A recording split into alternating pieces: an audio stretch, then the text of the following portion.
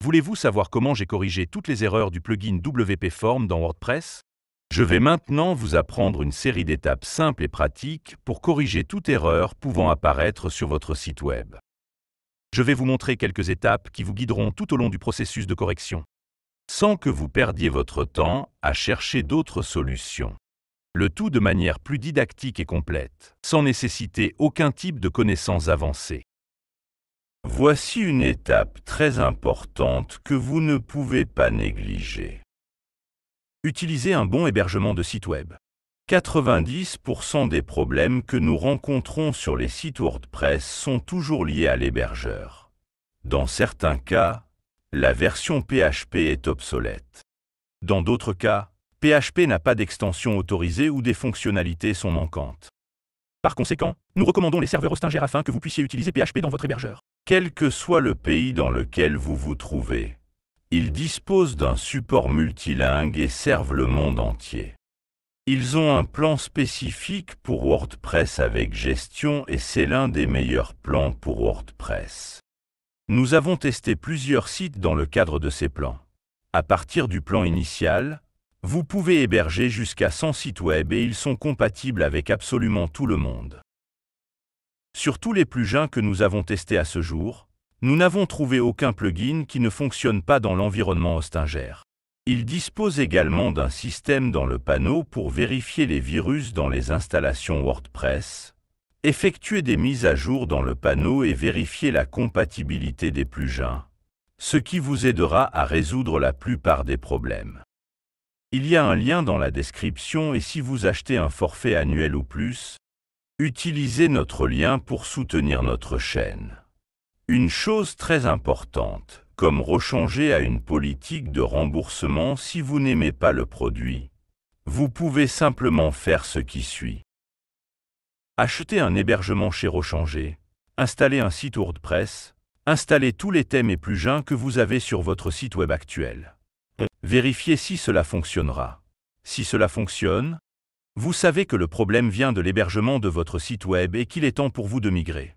Tout ce que vous avez à faire est d'apporter votre site web à Hostinger. Même, Hostinger effectue la migration gratuitement pour vous. Tout ce que vous avez à faire est de rejoindre l'un de leurs plans. Je recommande Cloud Startup pour les sites qui ont besoin de plus de performance et j'appelle l'équipe d'assistance qui vous aidera dans le processus de migration. Avant d'apporter des modifications, vous devez sauvegarder votre environnement. Il est très important d'avoir une sauvegarde de votre site web. Même en cas de problème, effectuez une sauvegarde du site web dans son état actuel. Vous pouvez demander à l'équipe d'assistance de votre société d'hébergement ou vous pouvez embaucher Hostinger, lien dans la description, et vous pouvez avoir leur sauvegarde automatique. La sauvegarde sur le panel Hostinger est très simple à faire. Je vais enseigner ici et presque toutes les sociétés d'hébergement sont identiques. Dans le panel de votre hébergeur, vous accédez au fichier et vous aurez l'option de sauvegarde. En arrivant ici à l'option de sauvegarde, je peux cliquer sur Créer une nouvelle sauvegarde. Je viens de sélectionner, il m'avertit qu'il va écraser la sauvegarde précédente, continuer et il commence à créer ma sauvegarde. Je dois attendre que cette sauvegarde soit terminée. Je peux donc commencer à apporter les modifications qui résoudront les problèmes liés au plugin et au thème de mon site web. OK, sauvegarde terminée. Vous pouvez maintenant accéder à votre site web et apporter les modifications nécessaires.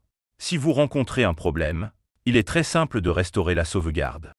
Vous pouvez venir ici pour restaurer le site web. Sélectionnez la date de la sauvegarde que vous avez effectuée. Cliquez sur Restaurer et il effectue tout le processus. Ceci chez Hostinger. Si vous utilisez une autre société d'hébergement, contactez simplement le support technique et il vous aidera à résoudre le problème et à effectuer une restauration si nécessaire. C'est la première étape pour résoudre les problèmes. En fait, si vous rencontrez un problème et n'avez aucune nouvelle information sur le site, vous pouvez essayer de restaurer les anciennes sauvegardes pour voir si cela résout le problème que vous rencontrez. La modification de la version PHP peut être l'une des étapes importantes pour résoudre un problème sur votre site WordPress. Que le problème vienne d'un thème ou d'un plugin, la version PHP doit être compatible avec celui-ci. Allons-y. En accédant au tableau de bord de mon système d'hébergement, je peux aller dans Avancé, dans Configuration PHP et choisir la version de PHP que je souhaite utiliser. Chaque hébergeur dispose d'un panel différent, mais ils ont tous la possibilité de changer de version PHP. Actuellement, PHP 7.4 est le plus compatible avec tous les thèmes et plugins WordPress.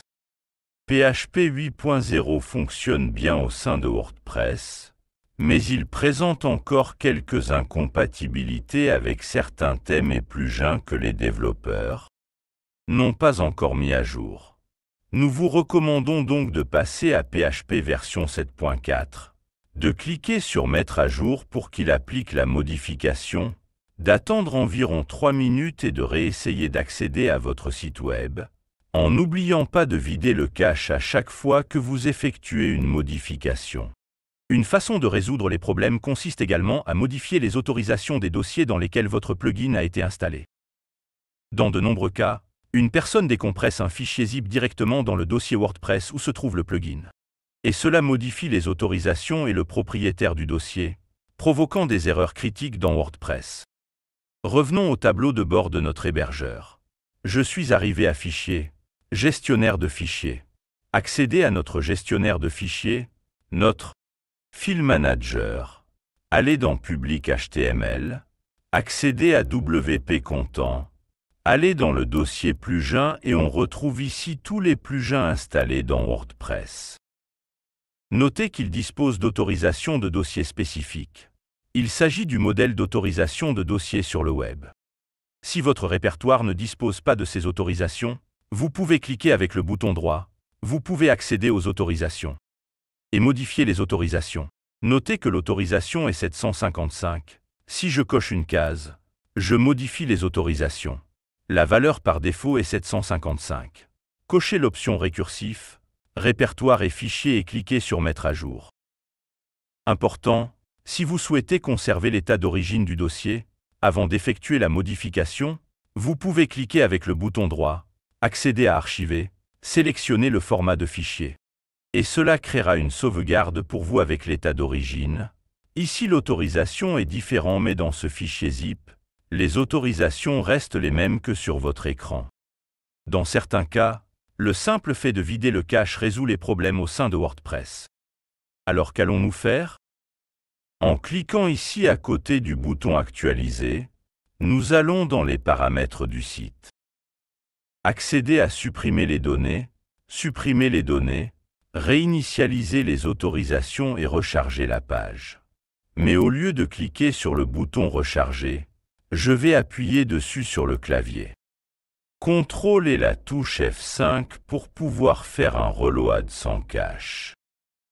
Une fois cela fait, la page sera rechargée sans utiliser le cache et si j'ai des problèmes causés par le cache, ils seront résolus.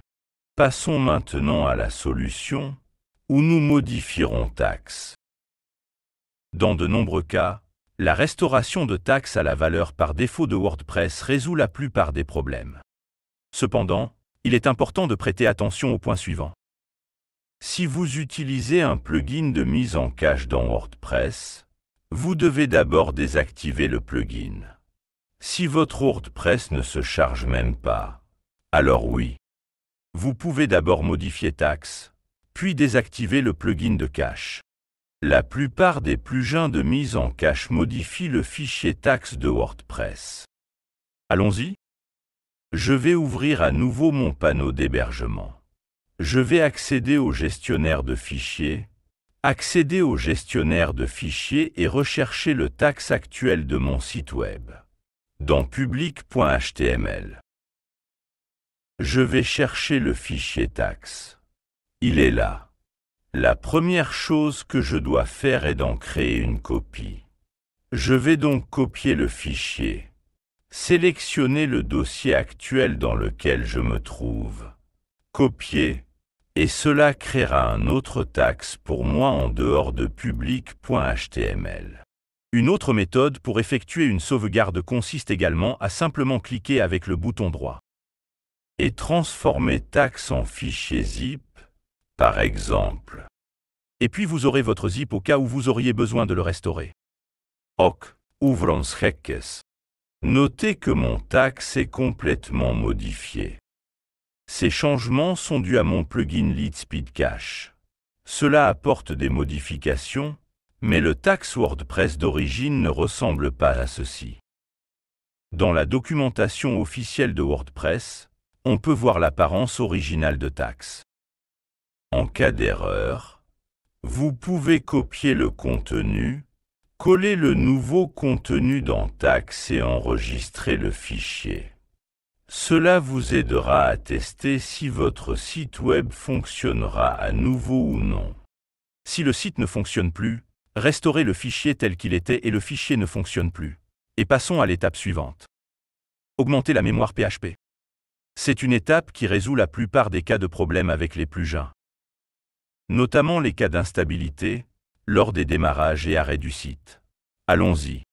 En arrivant sur le tableau de bord de votre société d'hébergement, vous pouvez cliquer ici sur Avancer, Configuration PHP, et vous arriverez sur cet écran. Vous allez dans les options PHP. Vous descendrez à l'option qui parle de mémoire PHP. Ici, je l'ai réglé sur 512 mégas. Je peux le changer en 1024.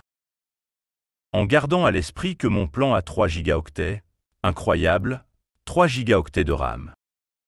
Je peux passer par exemple à 1024, descendre ici, sauvegarder, et cette étape, au bout de quelques secondes, peut complètement changer les performances de votre site. Notamment en faisant plusieurs plugins qui ne fonctionnaient plus à cause de l'utilisation de PHP, sont disponibles sur votre site internet. Mémoire excessive ou pas excessive, juste l'utilisation nécessaire, remettez-les en état de marche. Vérifiez donc auprès de votre hébergeur si votre forfait a des valeurs de mémoire supérieures à 1 gigaoctet, 1024 gigaoctets. Idéalement, les plans devraient avoir plus que cela, car PHP n'est qu'une des parties qui utiliseront la mémoire de votre hébergement. Une étape très simple qui peut résoudre de nombreux problèmes consiste à désactiver le réseau CDN si vous l'utilisez sur votre WordPress. Certains plugins et thèmes peuvent rencontrer des problèmes avec le contenu disponible via CDN.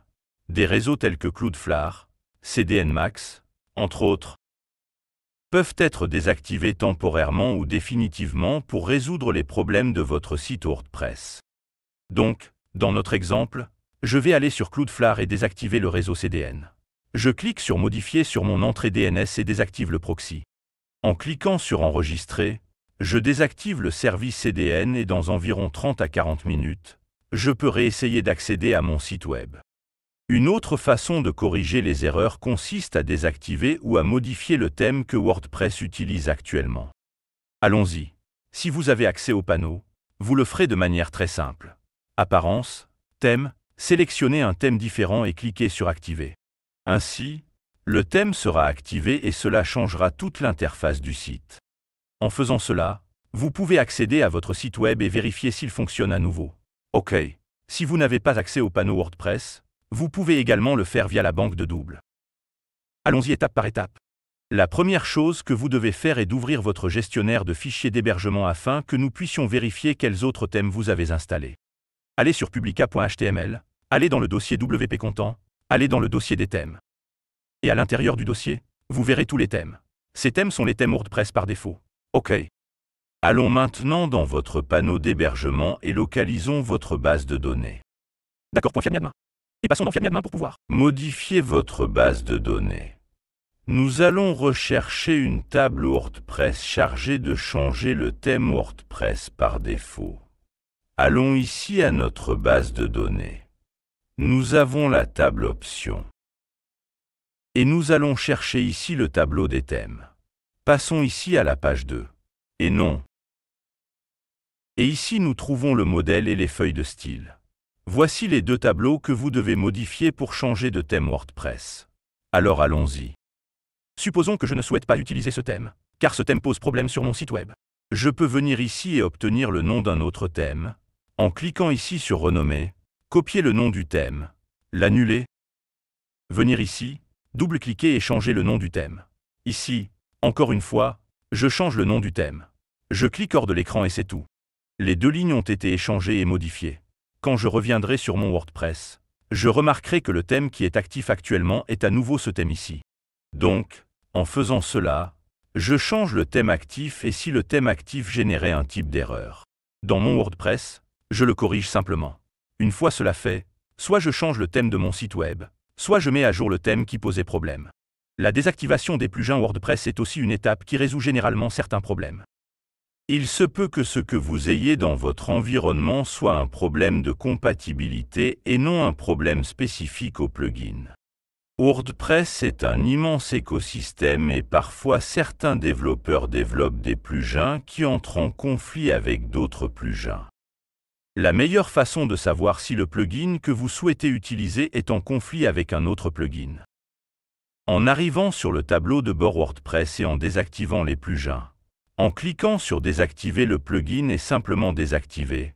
Cependant, cela a un petit problème. Dans certains cas, vous ne pourrez pas ouvrir le tableau de bord WordPress, si votre cas est un cas où WordPress ne le fait pas. Je ne vais même pas ouvrir le panneau. Je vais vous apprendre à désactiver le plugin d'une autre manière.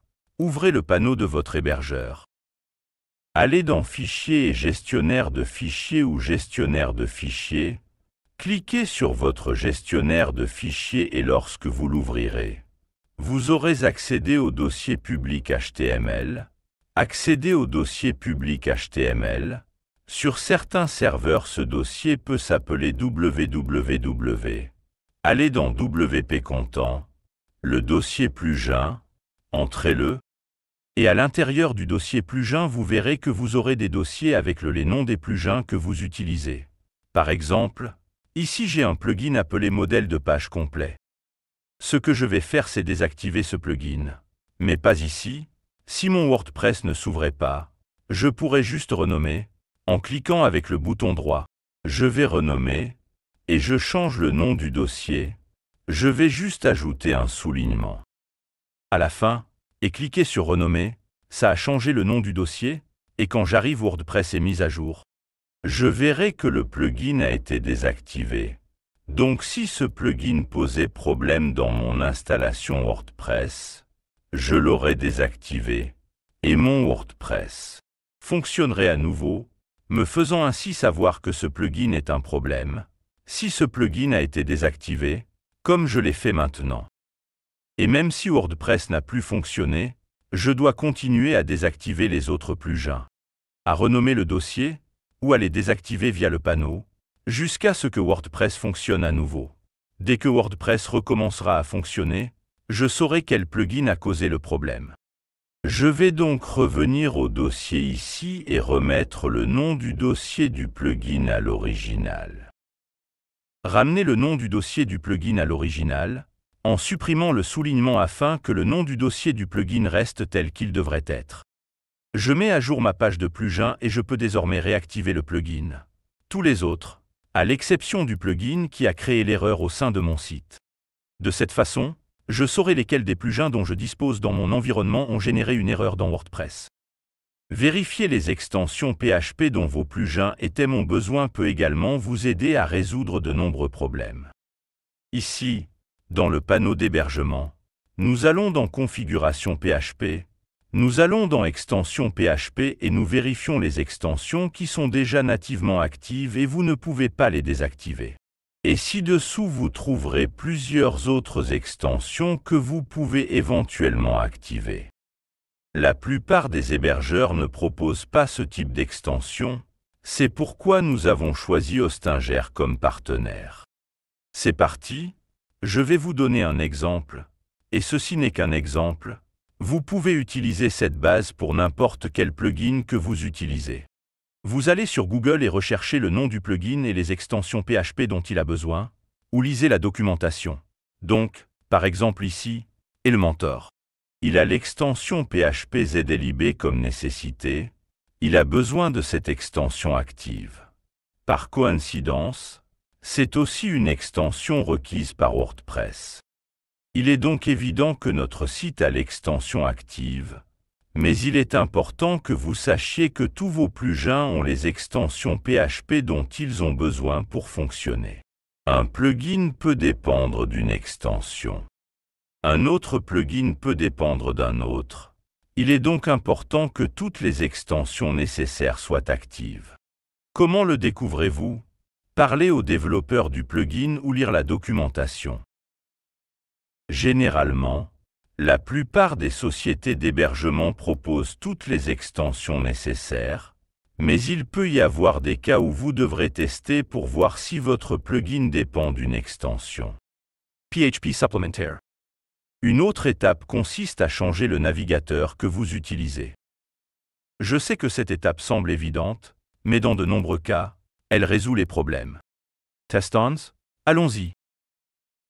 Sélectionnons le navigateur que nous utilisions précédemment. Copions l'URL et collons-la simplement dans un autre navigateur. Il peut s'agir de n'importe quel navigateur et sur votre ordinateur. Vous disposez certainement de plusieurs navigateurs. Si vous utilisez Windows, Microsoft Edge est fourni par défaut. Si vous êtes sous macOS, vous disposez de Safari. Si vous utilisez Linux, Firefox est fourni en standard. Vous pouvez basculer entre les navigateurs pour voir si la page web s'ouvre. Un autre conseil important est d'essayer d'ouvrir la même page sur votre téléphone portable. Temps, c'est de l'argent. Si vous avez besoin d'une équipe pour résoudre des problèmes avec vos applications, votre infrastructure et votre application web, contactez-nous. Le lien dans la description a notre calendrier ouvert au public avec les heures et les jours que vous pouvez sélectionner. Commandez et recevoir notre service exclusif d'un groupe de passionnés de technologie à un client qui en a besoin. Votre temps vaut beaucoup pour nous. Si vous ne le souhaitez pas, ce n'est pas grave. Regardez simplement la vidéo jusqu'à la fin et je suis sûr que vous pourrez résoudre votre problème. Si vous voulez gagner de l'argent en résolvant des problèmes WordPress, il y a un lien dans la description qui vous mènera à la meilleure formation qui soit. Je veux que vous réfléchissiez à ce qui suit. Selon vous, qu'est-ce qui est le plus probable? Que quelqu'un vous paie 1000 $ pour un site web dont il ne sait même pas s'il en a besoin? Ou que quelqu'un qui a déjà un site web fonctionnel et qui a un problème vous paie 1000 $ pour le résoudre? Résolvez les problèmes avec des outils déjà existants. C'est un marché immense et peu exploré. Vous avez la possibilité de travailler sur l'urgence, le besoin d'entreprises déjà actives. Cliquez sur le lien dans la description et je suis sûr que vous l'aimerez. Si aucune des solutions que nous avons présentées plus tôt dans cette vidéo n'a fonctionné, je vais maintenant vous apprendre comment contacter le support WP Form. Allons-y. Je suis déjà ici sur le site wordpress.org. Vous entrerez sur ce site ici, vous connecterez à votre compte, vous obtiendrez, peu de temps après, le lien que j'ai laissé dans le premier commentaire épinglé et vous serez redirigé vers cette page où je suis maintenant. Sur cette page, nous allons ici dans le coin inférieur droit, cliquer sur la page de support. Une fois la page d'assistance chargée, nous créerons un sujet ici. En créant ce sujet, nous pourrons contacter directement le support de ce plugin. Allons-y. Ici, vous ajouterez un titre très simple. Je vais utiliser quelques informations ici juste pour plus de simplicité. Aucun d'entre eux n'est obligatoire. Vous entrez vos informations concernant votre problème. Allons-y. Tout d'abord, vous ajouterez un titre faisant référence à l'erreur que vous recevez. Vous ajouterez le lien de votre site web. Vous ajouterez également la partie du corps du texte, qui expliquera ce qui se passe dans votre environnement. Allons-y. J'ai créé ici pour vous cette petite chronique que je mettrai également à disposition dans le premier commentaire épinglé. Il est très important, car il contiendra toutes les informations que vous devez transmettre au support, afin qu'il puisse résoudre votre problème dans les plus brefs délais. La première chose que nous allons énumérer ici est votre société d'hébergement. Dans mon cas, je vais mettre Hostinger votre version de PHP. Vous devez également le spécifier ainsi que votre version de WordPress. Sélectionnez également, vérifiez quelle version du plugin vous utilisez et fournissez un exemple ici. Si vous avez un autre type de plugin, qu'il ait ou non un lien avec le plugin qui rencontre l'erreur. Vous l'ajouterez ici également, d'accord?